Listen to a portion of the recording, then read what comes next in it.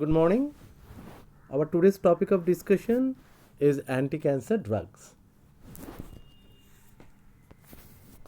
Among the therapies of various clinical disorders, cancer chemotherapy occupies the foremost place because of the high incidence of mortality and morbidity. But chemotherapy of malignancy differs in some respects from that of infection because we are using this term chemotherapy in both the cases. In infections, the invading microbe is basically a biologically foreign to the host, and its metabolic reactions are so different from those of the host tissue cells that a chemotherapeutic agent can attack it selectively without affecting the host tissue.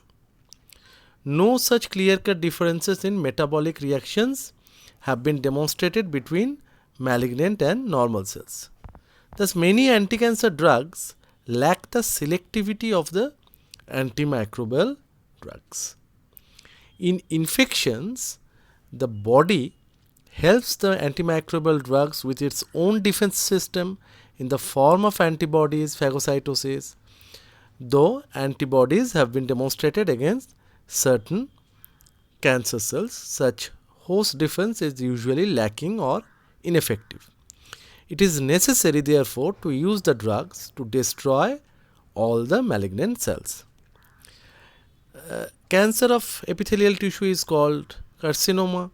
That of the non-epithelial tissues is usually called, mostly the mesenchymal tissue is called sarcoma.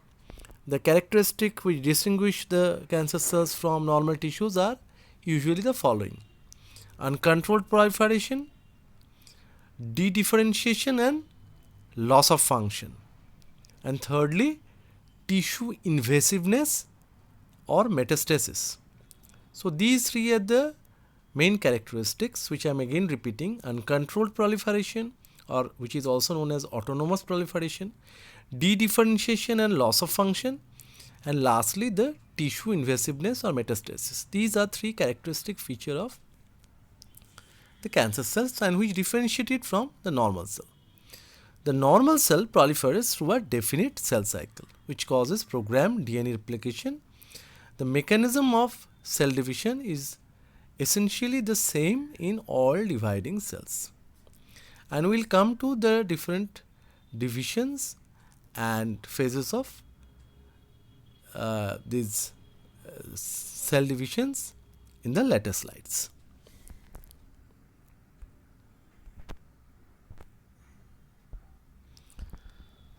So the malignant disease accounts for a high proportion of deaths in the different countries, and that's why we are giving it so much of importance. Whereas the treatment of anti-cancer drug is to give palliation, it may induce remission, and sometimes, if possible, it is also giving you almost complete cure. Now, with the invention of nanotechnology, this chemotherapy is basically doing a kind of revolution in the entire approach to cancer treatment. Wherever it is possible to deliver drug molecules in nanometer size with laser heat, it is also possible for us to kill exclusively the malignant cells. So, mostly what happens, the host cells remain untouched or the normal cells remain untouched. That is the most advantageous aspect of nanotechnology. It is not possible with the regular cancer chemotherapeutic agent, which probably we are going to discuss mostly in this session of discussion, and hence the destruction not only happening in the tumor cells, but normally the cancer chemotherapeutic agents are also affecting the healthy cells, and therefore we are observing a lot of adverse drug reactions. There is one term which you will see many times whenever you will read your book, that is called adjuvant chemotherapy, and it usually follows surgical excision of the tumor mass along with radiation therapy. Normally, this adjuvant chemotherapy has been successfully used to treat breast cancer, colorectal cancer, and lung cancer.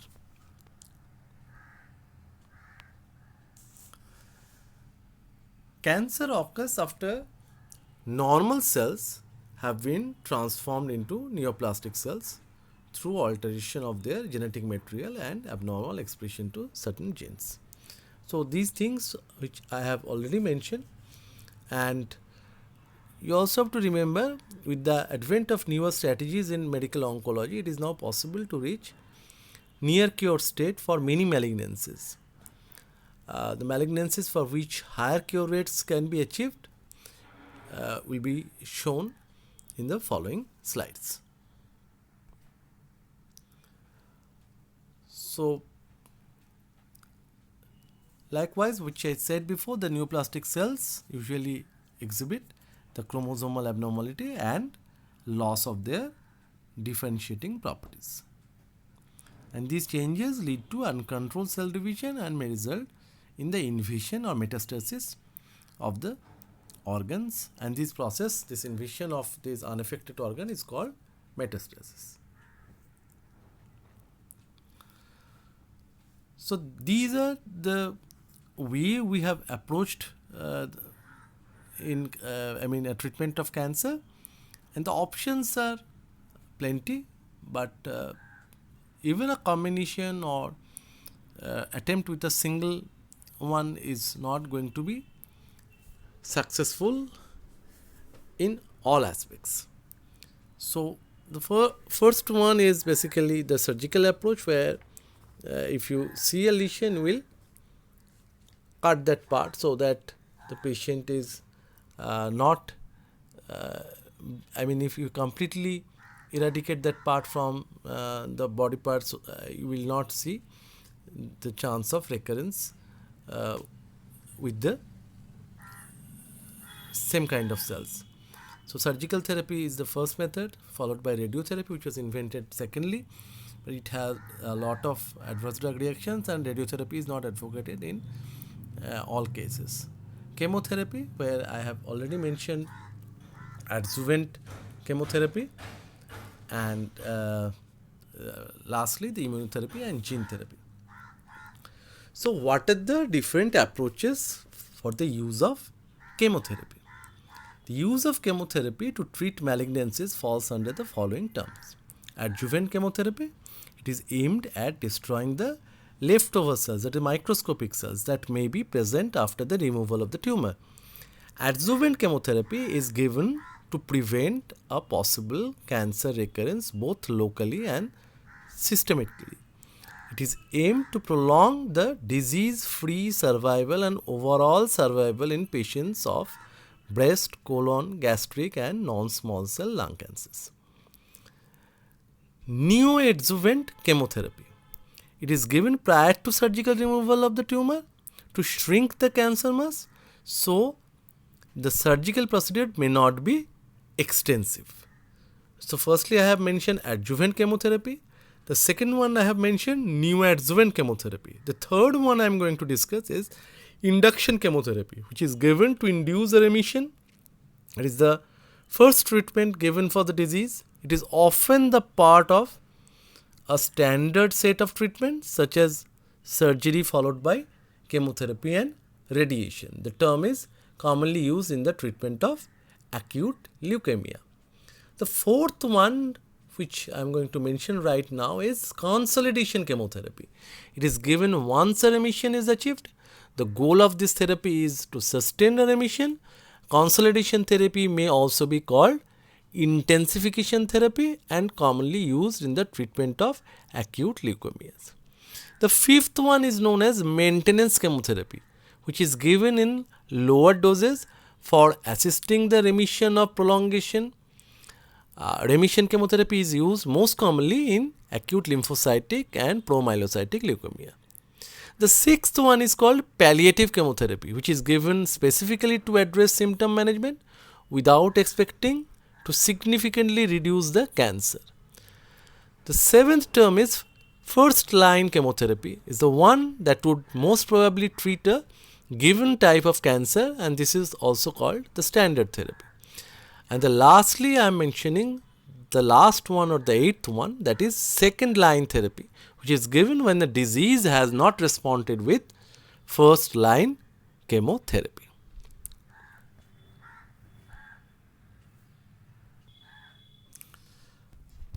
So the basic concept of cell generation cycle is required to understand the mode of treatment or the nature of the use of different anti-cancer drugs. The cell cycle of cell replication includes different stages. It starts with G0 or gap 0, it is called resting or non-proliferative phase. G1, it is the gap 1, that is called pre-synthetic phase, during which the cell determines its readiness to commit to DNA synthesis. Then comes the S phase, that is called the synthetic phase. It involves DNA synthesis. Then comes the G2 phase, that is the gap 2 or post-synthetic phase, during which the accuracy of DNA replication is determined and errors are corrected. And the last phase is called the M phase, that is the mitotic phase, during which the replicated chromosomes are separated into two nuclei from the two daughter G1 cell, and these cells may re-enter the cycle and pass into the resting G0 phase. Topoisomerase 1 and 2 play an important role during DNA replication. The cell cycle transition between G1 and S and that between G2 and M, which I am going to show you in the following slides. Here you will see the cell cycle transition between G1 and AS and G2 and M are so well regulated that the cell divides properly with a minimum of errors. Checkpoints in G1 and G2 determine whether the cell will enter S and M phase respectively. So these checkpoints are regulated by protein kinases. They are also called cyclin dependent kinases, and kinase associated proteins called cyclins. Now progress through this cell cycle depends on the balance between the positive and negative regulatory forces. The positive force include growth factors and a series of cyclin and cyclin dependent kinases. The negative force are the proteins induced by genes such as tumor suppression gene P53, that is called guardian of genome. When there is damage to the DNA, these inhibitors halt the cycle, allowing repair. If repair fails, the cell undergoes degradation of nuclear DNA leading to death called apoptosis, programmed cell death. Apoptosis helps to eliminate abnormal cells that have become redundant during development and differentiation. It thus acts as the first line of defense against mutations and renewal of cells with abnormal DNA that could become malignant. In the cancer cell, deregulation of the cell cycle control occurs by abnormal cyclin dependent kinase function, abnormal DNA synthesis, abnormal growth factor function. It can be abnormal decreases in negative regulatory forces due to mutation in the tumor suppressor gene. Now the treatment approach to cancer can be of the following types: kill or remove the cancer cells. This can be achieved by cytotoxic chemotherapy, by surgery, radiotherapy, targeted cytotoxic agents. Targeted cancer therapy. It uses drugs that block the growth and spread of cancer by interfering with specific molecular targets that are involved in the growth, progression and spread of cancer.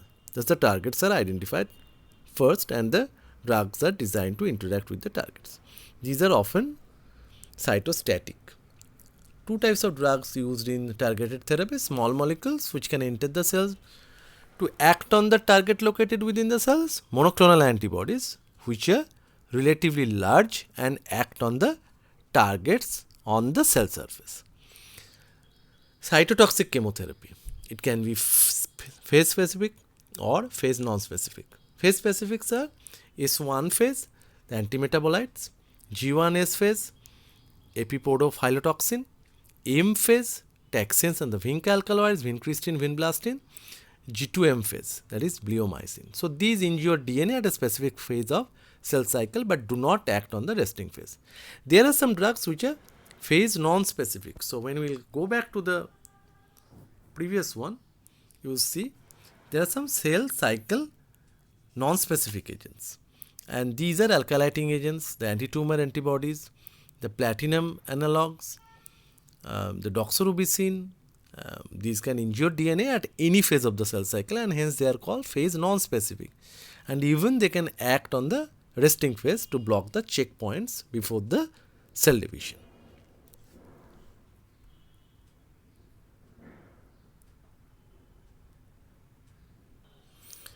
The anti-cancer drugs can be classified in various ways according to the chemical structure and resource of the drug. It can be according to their biochemical mechanism and their anti-cancer action.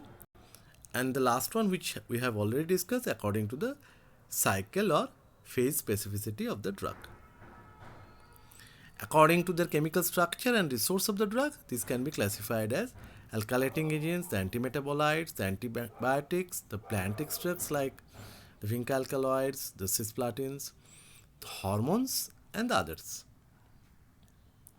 According to biochemical mechanism of anti-cancer action, these can be classified as the drugs which will block nucleic acids biosynthesis, direct influence on the structure and function of DNA. There will be drugs which are interfering transcription and block RNA synthesis. There will be the drugs which are basically having influence on the hormone synthesis and having some other actions. If we are going to the previous slide, you just have to remember name of some of the important drugs from this group. Like alkylating agents, you have to remember the name of busulfan cyclophosphamide and if possible melphalan. Then comes the tumor antibiotics. So in case of antibiotics, you have to remember the name of mitomycin C, dactinomycin. So these are very important. The platinum compounds, where you have to remember the name of cisplatin, carboplatin, oxaliplatin. So these are very important in this regard. Whereas in case of hormones, you have to remember the name of different, you can remember steroids, or you can remember the names of estrogen, progesterone, anti-estrogens, aromatase inhibitor like letrozole, GnRH analogs. So likewise, you have to remember few of the important drugs from each group. And when we'll discuss the mechanism individually of few of the drugs, you will definitely be able to understand and recollect the name of few drugs which are having specific mechanism of action via these methods.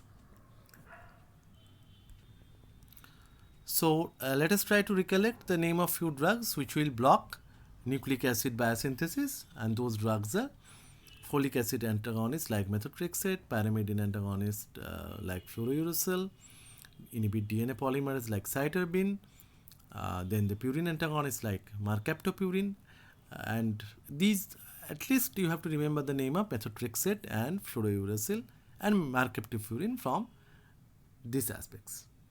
Those which are interfering protein synthesis are the zinc alkaloids and taxanes, which are having antitubulin activity.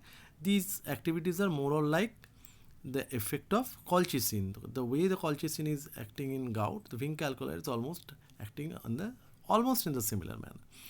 Interfere the function of ribosome, and these are the Harringtonins. And then the influencing the amino acid supply is L-asparaginase. The next group is interfering the transcription and block RNA synthesis. That is the mechanism, that is doxorubicin. It binds with DNA and block RNA production.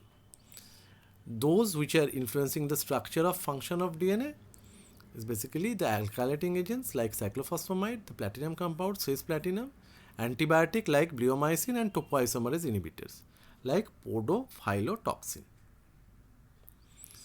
And there are some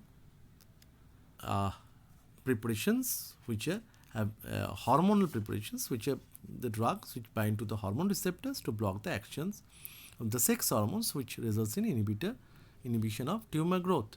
So the estrogen and the estrogen antagonistic drug, the androgen antagonistic drug, progesterone androgen drug, the aromatase inhibitors like, as I mentioned, letrozole, GnRH analogs like leuprolide, goserelin, and somatostatin analogs like octreotide. So these are all examples of hormone, those which are influencing hormone homeostasis.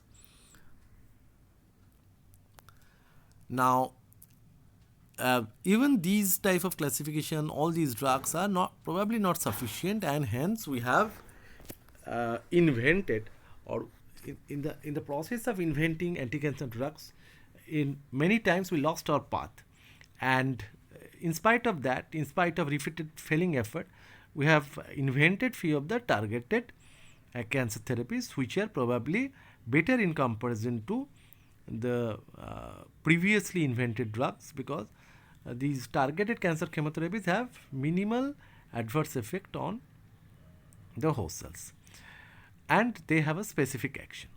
So the targeted cancer therapies includes hormone therapy to slow or stop the growth of tumors which require certain hormones to grow, breast cancer and prostate cancer, signal transduction inhibitors to block the components of oncogene signaling pathway, and these are the inhibitors of tyrosine kinase, cyclins, then the CDKs, that means cyclin dependent kinases, and RAS. The immunotherapies to trigger the immune system to destroy cancer cells. Some immunotherapies are monoclonal antibodies that directly cause destruction of cells by binding to targets on the cell surface. Some bind to immune cells and help them to kill cancer cells. Example, cytokine based therapy or gene therapy.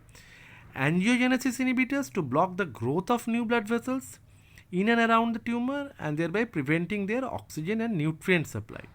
They may interfere with the action of vascular endothelial growth factor, which stimulates new blood vessel formation, or other molecules that stimulate angiogenesis. Targeted cytotoxic agents, that are the monoclonal antibodies that deliver toxic molecules. After binding to the target site, the toxic molecule linked to the antibody gets released and taken up by the cancer cells and causes its death. There are some apoptosis inducers which will cause, these inducers to cause cancer cells to undergo a process of controlled cell death. And lastly, the gene expression modulators to restore normal function of tumor suppressor gene, that is basically known as gene therapy. Now, these targeted cancer chemotherapies can be classified into various ways. It starts with hormone and anti-hormones. The glucocorticoid, prednisolone, it's estrogen, progesterone, anti-estrogens, tamoxifen and the flutamide, aromatase inhibitor, letrozole, somatostatin analog like octreotide, GnRH agonist, leuprolide are the examples of one such targeted cancer therapy. Signal transduction inhibitors are tyrosine kinase inhibitors, imatinib. The immunotherapies can be mediated by two ways. The monoclonal antibodies like trastuzumab, rituximab. You have heard the name of rituximab in context of with rheumatoid arthritis. Biological response modifiers like interferon, interleukin, BCG, levamisole. There are some angiogenesis inhibitors like bevacizumab. There may be targeted cytotoxic agents like 131 iodine or tocilizumab, and the apoptosis inducers are proteasome inhibitors, and those drugs are bortezomib and carfilzomib. So these are basically the examples of targeted cancer chemotherapy which you may expect as a short note in the time of examinations.